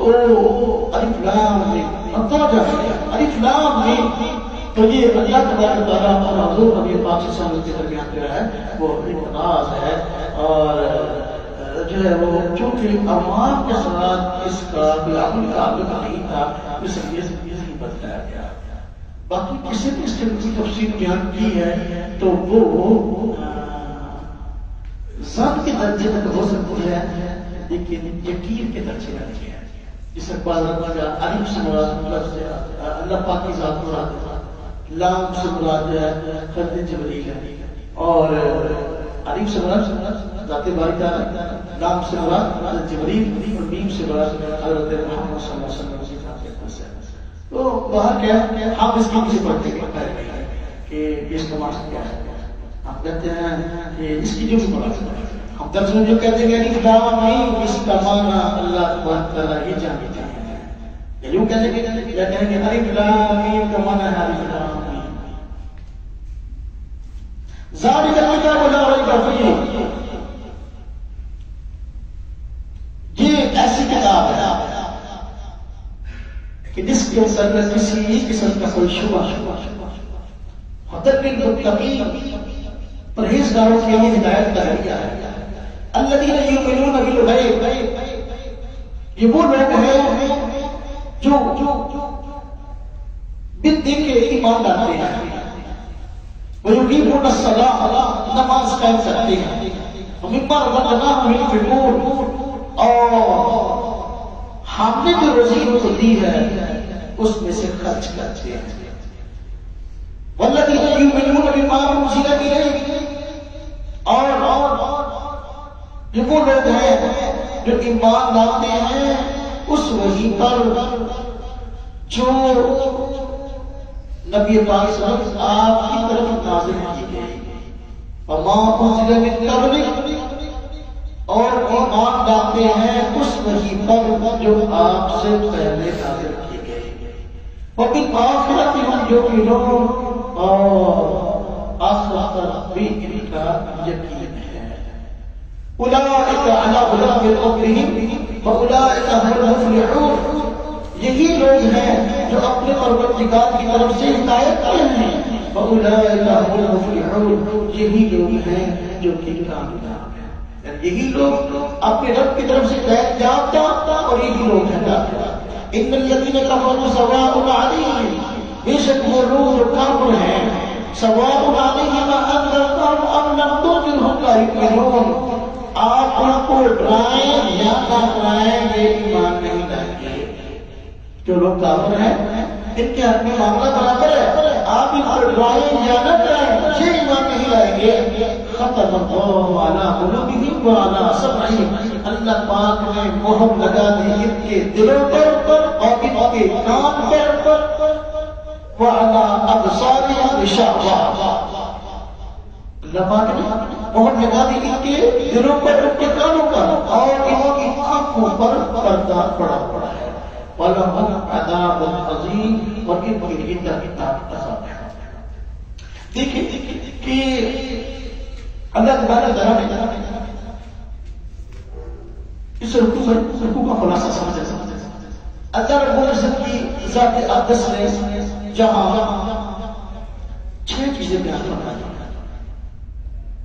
نمبر 1 الف لام میم ذالک الکتاب لا ریب فیہ، اس کے ذریعے حقانیت قرآن کو بیان کیا۔ قرآن کریم رب تعالیٰ کا کلام ہے اور اس کا کلام اللہ ہونا اور سچا ہونا اور حق ہے۔ نمبر 2 ذالک الکتاب لا ریب فیہ، یہ دیکھیے قرآن کریم ہمارے سامنے ہے۔ جب آپ مسلم پر نازل ہو رہا تھا تو اس وقت بھی ظاہر بات قرآن کریم دیا جا رہا تھا، تو عربی زبان میں قریب کے لیے اشارہ ہوتا ہے جو خاص، لیکن یہاں استعمال ہوا ذالک عظمت کے لیے۔ بس اوقات کسی چیز کی طرف اشارہ کرنا مقصود ہو دور کا اتر دیتے ہیں قریب کا، بس اوقات قریب کا اشارہ کرنا مقصود کر دیتے ہیں دور کا، اس سے تو مقصود ہوتا ہے۔ یہاں اشارہ تو لغت کے اعتبار سے قریب کا ہونا چاہیے، لیکن ہے دور کا، تو یہ اس کی عظمت کی طرف اشارہ ہے۔ اور ساتھ اللہ رب العزت نے اس وجہ سے بھی ظاہر کلام استعمال کیا کہ قرآن پاک مستقبل میں کتابی شکل میں جمع ہونے والا تھا، چونکہ آپ کے دور میں اکٹھا کتابی شکل میں جمع نہیں تھا، اس صحابہ کرام کے طور پر جمع ہوا۔ اللہ پاک نے صحابہ کرام کے جمع کیے ہوئے قرآن پاک کی حقانیت اور سچ کو بیان کر دیا۔ ذالک الکتاب لا ریب فیہ، وہ قرآن کریم، وہ قرآن کریم، وہ کتاب جو صحابہ نے جمع کیا، جو صحابہ جمع کریں گے، وہ قرآن کریم، اس کے بارے میں کسی شک و شبہ نہیں۔ تو صحابہ کرام کی اسی طرح اللہ رب العزت نے یہاں پر متقین کی مومنین کی 6 صفات کو ذکر کیا۔ مثالی متقین پرہیزگار لوگوں کی 6 صفتیں ہیں۔ یہ 6 صفتیں جس میں پائی گئے سب کو اعلیٰ درجے کا پرہیزگار ہے۔ ورنہ قرآن کی ہدایت کا ذریعہ ہے متقیوں کے لیے، اور متقی کون ہے؟ 6 صفات بیان کی۔ نمبر 1 فرمایا الذین یؤمنون بالغیب، متقی وہ لوگ ہیں جو بن دل کے رب تعالیٰ پر ایمان رکھتے ہیں، یا غیب کی باتوں پر، غیب کی چیزوں پر ایمان رکھتے ہیں۔ یعنی متقی وہ لوگ ہیں جو کہ یہ نہیں دیکھتے کہ اللہ پاک کا فلاں حکم ہے اور عقل میں آتا ہے کہ نہیں، عقل میں آتا ہے تو مانے، نہیں آتا تو نہ مانے، متقی ہے ایسے نہیں۔ بس اللہ پاک نے اس چیز کے اندر کے بتا دیا، خبر دی یا حکم دیا، آپ کو عقل میں آئے نہ آئے، مسلمان متقی پرہیزگار اس پر ایمان رکھتے ہیں۔ یہ متقیوں کی نشانے جانے اللہ تعالیٰ۔ جبکہ آج کے ہمارے معاشرے میں بہت بڑا طبقہ جن کو جن مفکرین کے عجیب و غریب رقم کہتے ہیں، تو ذہنی یہ ہے کہ وہ قرآن کریم کی آیات کو، احکامات کو وہ اپنی عقل پر رکھتے ہیں۔ مسلمان ہونے کے باوجود، مسلمان کہلانے کے باوجود وہ عقل کو جو ہے نا وہ فیصل مانتے ہیں قرآن احکامات کے، حالانکہ بات ایسا نہیں ہے۔ مسلمان متقی پرہیزگار وہ بنتا ہے جو اللہ کا حکم سمجھ کر، اللہ کا فیصلہ سمجھ کر مان لے، عقل میں آئے تب بھی نہ عقل میں آئے۔ اس لیے کہ اگر دنیا کے تمام معاملات میں بندے کی عقل کافی ہوتی تو پھر وہی کی ضرورت نہیں، وہی کی ضرورت پڑی نہیں سکتی ہے کہ بھئی جو چیز بندہ عقل کے ذریعے معلوم نہیں کر سکتا تو وہی کے ذریعے اس کی آزمائش کی جائے۔ تو جہاں عقل کام کرنا چھوڑ جاتی ہے وہاں کام شروع ہوتا ہے وہی کا۔ تو وہی کو کبھی بھی قرآن کو، قرآن احکامات کو، نظریات کو کبھی بھی خاص عقل پر رکھنے کی بنیاد پر قبول کرنا یہ نہیں ہے، اور یہ سوچ متقی پرہیزگار کی نہیں ہے۔ دیکھو اللہ پاک کا وجود باری تعالیٰ کی ذات میں قسم پر ہمارا ایمان ہے، لیکن ہمیں اللہ تعالیٰ کو دیکھا نہیں۔ اللہ پاک نے رشتوں کا تذکرہ کیا اور ایمان لانے کا حکم ہے، ہم نے دیکھا نہیں ہے، ہم مانتے ہیں۔ اور جنت تذکرہ کیا، ہمیں دیکھی نہیں ہے، ہمارا ایمان ہے۔ دوزخ کا تذکرہ کیا ہم مانتے ہیں، ہم نے دیکھی نہیں ہے۔ جو چیزیں ہم نے دیکھی نہیں لیکن رب تعالیٰ کی ذات نے اپنے اسنیف ان کے متعلق بتایا تو ہمارا پر ایمان ہے کہ جیسے بتایا گیا، جیسے بتایا گیا معاملہ ایسے ہی ہے۔ ہم اس کے بارے میں سب کے سب کو شبہ وَيُقِيمُونَ الصَّلَاةَ دوسری سے بیان ہوئی کہ نماز قیام کرتے ہیں۔ نماز قیام کرنے کا مطلب بھائی نماز کے پر نماز کا بہت زیادہ اہتمام کرتے ہیں۔ اہتمام ایک تو نماز مغربی جو بھی ہو جائے نماز یہ نماز کا کیا اپنی مجبوری میں سب سے بڑی مجبوری ضرورت تو سب سے بڑی ضرورت اور اہم کام میں سب سے بڑا اہم کام جب نماز کو سمجھتے ہیں سب کو چھوڑ چھوڑ کے نماز پڑھتا ہے، نماز پڑھتے ہیں نانا نہیں، ابھی آج 2 پڑھ لی، پھر 3 پڑھ لی، پھر 4 پڑھ لی، 5 پڑھ لی، ایسا نہیں ہے۔ اور اسی طرح نماز کی قیام یہ چیز بھی شامل ہے کہ جس طرح نماز پڑھنے کا حکم ہے ایسے پڑھتے ہیں، زور نبی محمد صلی اللہ علیہ وسلم۔ اور یہ نماز قیام کرتے اس میں اجتماعی ڈسپلن بھی ہے کہ نماز اصل انفرادی معاملہ کی اجتماعی معاملہ باتوں کی جو حکم ہے نا وہ جماعت سے نماز پڑھتی ہے، اجتماعی یہ سب چیزیں نماز ہے کیا ممبر جو اللہ ہمارے حامی کو روزی دی ہے اس میں سے خرچ کرتے ہیں۔ تیسری صفت ہے متقیوں مومنوں، تو اللہ کے راستے میں خرچ کرنا یہ بھی ایمان کی علامت ہے۔ اللہ پاک کی ذات نے قرآن کریم میں جگہ جگہ انفاق فی سبیل اللہ کا حکم دیا کہ بھی اللہ کے راستے میں مال خرچ کرو، صدقات اور زکات ایک ہوتا ہے زکات دینا، واجب صدقہ ہو دینا، یہ اس سے ہٹ کر ہے، وہ تو ہے ہی ہے نا، وہ تو عام مسلمان زکات ہے، سیکڑ صاحب کے فرض ہے، وہ تو دینی دیتی ہے، اس کو کسی معاملے کی گنجائش ہے ہی نہیں، تو اس کو کہا کہ واجب آپ کرانا ہے، نظر کا نظر مانگے کتنے پیسے دو، اور وہ تو دینے دینے اس سے ہٹ کر نفع نہیں سکتے، نفع نہیں سکتا۔ اس کی جو نبی پاک صلی اللہ علیہ وسلم نے دن بیان کی ہے وہ یہ بھی صدقہ جو ہے وہ بڑھیا ملا کے اس سے تو صدقہ جو ہے بطربی گناہوں کی معافی کا ذریعہ ہے، تو جو مومن متقی کے ذکر ہے وہ کثرت سے صدقہ دیتے ہیں۔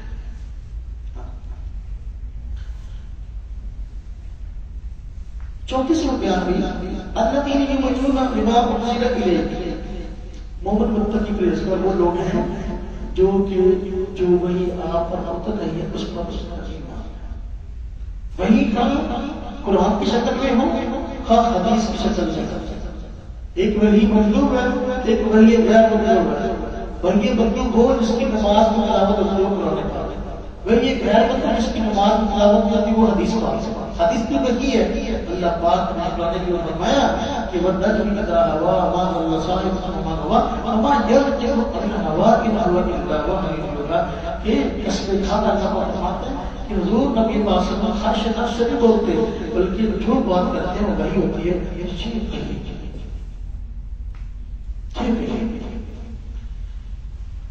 قرآن کریم بھی وحی ہے، حدیث بھی وحی ہے، دونوں وحی ہے، تو مسلمان کی پرہیزگار دونوں پر ایمان رکھتے ہیں۔ یہ مطلب ہے آج منکرین حدیث ہیں جو طبقہ مسلمان کے رہنے والوں میں ایسا پیدا ہو گیا جو کہ قرآن کریم کو ماننے کا دعویٰ کرتے کہتے ہیں حدیث کو نہیں مانتے، ہم حدیث کو نہیں مانتے۔ یہ پرویز تفسیر پڑھیے مطالب الفرقان، تفسیر کیا ہے تحریک ہے قرآن کی فیصلے مفہوم القرآن، اب یہ سارا کا سارا مفہوم وہ ہے جو اس نے اپنے گھر بیٹھ کر بند کمرے بیٹھ کر جس کا قرآن کے مفہوم سے دور کر ہوا، یہ وہ لوگ ہیں جو حدیث کو وحی نہیں مانتے۔ خیر آج ہم بات کریں گے کہ ایک قرآن کریم میں رب العزت نے حضور نبی پاک صلی اللہ علیہ وسلم کا نازل کیا ہے اور اس کی تشریح جو کیا کرنی ہے کون سی بہت بڑا وہ جو آپ صلی اللہ علیہ وسلم نے فرمائی، اس لیے کہ قرآن حضور پہ نظر ہوا، اس کی تشریح کا کرنا آدمی آپ صلی اللہ علیہ وسلم کی ذات اقدس کو تھا اور ہمارا وہی زیادہ کھڑے کا جو آپ نے بیان کیا. تو مطلب یہ قرآن کا مطلب وحی کا قرآن ہے اور حدیث اس کی شرح ہے. اور اللہ پاک نے فرمایا تو انزلنا الیک الذکر لتبین للناس، ہم نے اس قرآن کریم کو آپ پر نظر کیا تاکہ آپ لوگوں کے سامنے اس کی تشریح کریں. اب اس قرآن کے مطلب ہے اس کی تشریح حضور نے کی، وہ کہاں ہے؟ وہ حدیث ہے. اس حدیث کو مانے بغیر پتہ مومن نہیں ہے. یہ متقی پرہیزگار مومن کی نشانی چاہیے. اور حضرت سورہ داؤد میں روایت ہے اوتیت القرآن مثلہ معه، اللہ پاک نے مجھ کو قرآن عطا کیا اور اس کی مثل اور بھی اس کے ساتھ عطا کی. وہ حدیث ہے. تو لہذا قرآن کریم کو ماننا بھی ضروری اور حدیث کو ماننا بھی ضروری. تو یہ کس ہفتے ہو گئی؟ پانچویں وما انزل من قبلک. متقی پرہیزگار مومن وہ لوگ ہیں کہ جو اس وحی پر بھی ایمان رکھتے ہیں کہ حضور نبی پاک صلی اللہ علیہ وسلم سے پہلے دوسرے نبیوں پر نہ ہوئی. ہمارا یہ ایمان ہے کہ آدم علیہ السلام سے لے کر حضور نبی پاک صلی اللہ علیہ وسلم تک جتنے انبیاء آئے ان پر اللہ پاک نے جو وحی نازل کی وہ وحی بھی سچی اور وہ نبی بھی سچے. ہم کو واقعی اللہ تبارک و تعالیٰ کا پیغام اور وحی مانگتے ہیں. یہ ہمارے ایمان کا حصہ ہے. جس طرح ہمارے ایمان کے حصہ ہم قرآن پاک پر ایمان لیں اور کو اللہ پاک کی وحی تسلیم کریں، اس طرح ہمارے ایمان میں یہ بھی حصہ ہے سابقہ انبیاء پر اللہ نہ رکھیں ان کو بھی اللہ پاک کی وحی سمجھے اور پر ایمان. چھٹی سی بندہ بالآخرت کی جو لوگ کہ متقی پرہیزگار لوگ ہیں جو آخرت پر ایمان رکھتے ہیں. تو آخرت کا مطلب دنیا کی زندگی کے بعد بڑھنے کے بعد جو زندگی شروع ہونے والی ہے اس کو آخرت کہتے ہیں. آخرت پر مطلب ایمان ہے. یہ 6 سلسلے بیان ہو گئے متقی پرہیزگار. نمبر 1 غیب پر ایمان رکھنا. نمبر 2 نماز قیام کرنا. نمبر 3 اللہ کے راستے میں مال خرچ کرتے. نمبر 4 حضور پر اترنے والی وحی قرآن کی صورت ہے یا حدیث کی صورت ہے اس پر ایمان. نمبر 5 آپ سے پہلے جتنے بھی انبیاء آئے ان پر جو کتابیں صحیح نقل ہوئے ان پر بھی ایمان رکھتے ہیں. نمبر 6 آخرت پر کا ایمان ہے. مشرک مثلا قیامت کو نہیں مانتے، وہ کہتے تھے کہ وہ قیامت نہیں آتی. تو اللہ رب العزت نے جگہ جگہ جو ہے وہ قرآن کریم میں توحید کے ساتھ قیامت کا بھی سوال سنا ہے. تو یہ وہی آخرت کی جو کہ نام کے ذریعے بتا دیا کہ جو سندر سندر مسلمان ہے جب تک اس کا قیامت کا ایمان نہ ہو. فرمایا یہ سکتے اولئک علی ھدی من ربہم واولئک هم المفلحون. 6 سکتے جن کو عمر متقی پائی جائے یہ لوگ ہدایت یافتہ ہیں. اللہ پاک کی طرف سے یہ کہا گیا یعنی کامیاب لوگ یہ 6 سکتے ہیں. جو بندہ کامیاب ہونا چاہتا ہے دنیا کے اندر شادی متقی پرہیزگار کرانا چاہتا ہے 6 سکتے اس کو تیار کرنی پڑے گی. ان 6 سکتوں سے بات ہے اگر یہ بندہ ہے اور وہ جتنے چاہے تک وہ پرہیزگار کے دعوے کرے اس کا تعلق نہیں ہے ہدایت سے. تو ایک مسئلہ سمجھے کہ اللہ کو لے سکتے ہیں ابھی آخرت ہم یوقینوں ہوتا ہے. اس سے پہلے میں والذین کفروا اس سے حضور نبی پاک صلی اللہ علیہ وسلم کے خاتم النبیین ہونے کی طرف بھی اشارہ ہے کہ آپ سب آخری نبی. یہ آیت بالآخرت ہم یوقینون یہ آیت عقیدہ ختم نبوت کی دلیل ہے. وہ کیسے دیکھو اللہ پاک نے متقی پرہیزگار مومنوں کی صفت بیان کی کہ متقی پرہیزگار مومن وہ لوگ ہیں جو حضور پر اترنے والی وحی پر ایمان رکھیں اور حضور سے پہلے جو وحی نازل ہوئی اس پر ایمان رکھیں. اب اگر آپ سمجھ کے بعد بھی وہی آنی ہوتی تو یہاں ذکر کیا جاتا کہ وہی کے سبب وہ ہیں جو حضور کے بعد آنے والے وہی پر بھی قوم رکھے، جبکہ یہاں اس بات کا مسئلہ موجود نہیں، بلکہ ساتھ دیا مگر آج رکھے ہم لوگ کے لوگ کہ وہی وہ آخر پر ایمان رکھے۔ اس کا مطلب صاف یہ ہے کہ حضور کے بعد کوئی نہ نیا نبی آ سکتا ہے نہ نئی وہی آ سکتی ہے۔ حضور کے بعد قیامت تو آئے گی لیکن نئی وہی نہیں آئے گی۔ تو یہ عقیدہ ختم ہو گیا۔ آگے جہاں یہ متقیوں کی صفات تھی، آگے اللہ رب العزت نے جو رکوع کے پہلے رکوع کے اینڈ تک جو ہے جو تذکرہ فرمایا، یہ ان کفار کا تذکرہ ہے مطلب کہ جن کا کفر پر فتنہ یقینی تھا، ان کے اوپر اللہ پاک نے پیش گوئی ابو جہل ابو جہل شیبہ اور امیہ بن خلف وغیرہ یہ کفار مکہ کا خاص گروہ تھا جو مستقل حضور نبی پاک صلی اللہ علیہ وسلم کی مخالفت میں لگا ہوا تھا، اور مخالفت میں انہوں نے کسی قسم کے ہاتھناتے کا اختیار کرنے سے گریز نہیں کیا۔ اس مخصوص پر خبر دیتی گئی یہ لوگ مسلمان نہیں ہوں گے، یہ کفر پر مانا جائیں گے۔ اب یہ دلیل ہے اس بات کی کہ قرآن کے اللہ پاک کا کہا تھا جب ابو جہل وغیرہ کے بارے میں آگے کہ کفر پر مرے ہوئے، اگر ابو جہل اس کو حالانکہ ایمان قبول کرنا اس کے اپنے اختیار میں بڑھا بندہ کہتا ہے قرآن میں آگے بہانے کو بڑے ہونا ہے رب ہے مسلمان ہوگا